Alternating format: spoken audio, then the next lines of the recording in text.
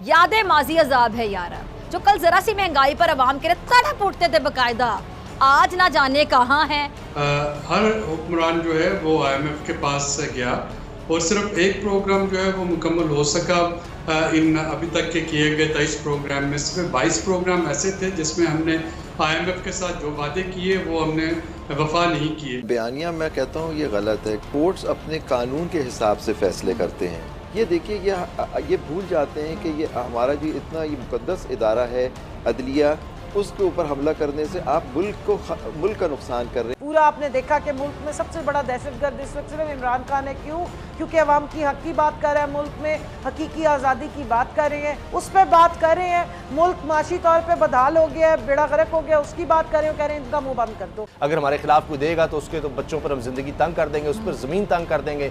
और ये PCO के बुत हैं, इनको उठा के बाहर फेंक दो नवाज शरीफ।